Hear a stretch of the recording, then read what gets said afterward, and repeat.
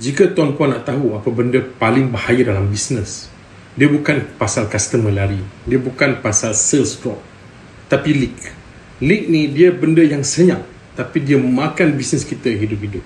Tuan dan puan, leak ni dia jarang sekali datang dalam bentuk yang besar sekaligus. Contoh 10,000 hilang, 50,000 hilang, 20,000 hilang, jarang sangat.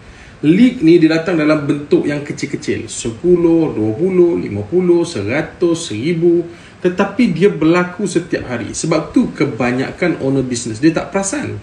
Owner cuma pelik je, kenapa sales dia tinggi tapi bank macam tak ada duit langsung. Saya bagi contoh yang mudah, yang kebanyakan business kena. Nombor 1, pembelian kecil-kecil setiap hari. Nombor 2, dia ada claim yang tak masuk akal. Nombor 3, ada pula OT palsu. Nombor 4, stok hilang tak tahu kat mana. Nombor 5, wastage tak dicatat. Nombor 6, supplier markup suka hati. Nombor 7, staff guna kenderaan syarikat macam dia punya sendiri. Nombor 8, tool hilang. Dia datang kerana perangai orang. Bila tim tahu owner tak check, dia akan mula buat cara dia sendiri. Bila supervisor tahu kita tak ada audit, supervisor kita akan jadi kreatif yang amat. Bila storekeeper tahu owner tak tengok CCTV ataupun tak dipantau, stok akan mula hilang tanpa kita perasan. Sebab leak adalah peluang dan manusia memang ambil peluang bila dia nampak ruang itu.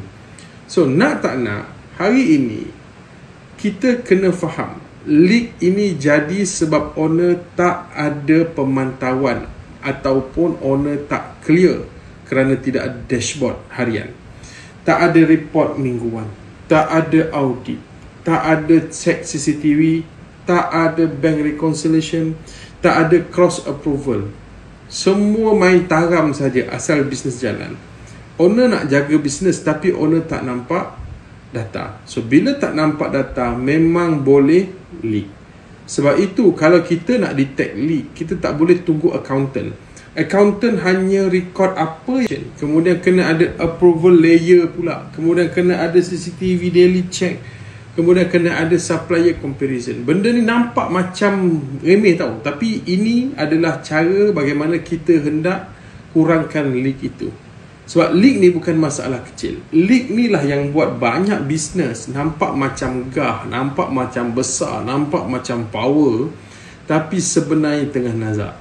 Jadi kalau tuan-tuan dan puan-puan tak ada cara ataupun kaedah bagaimana untuk pantau leak ini, dia akan jadi masalah besar kepada bisnes tuan-puan.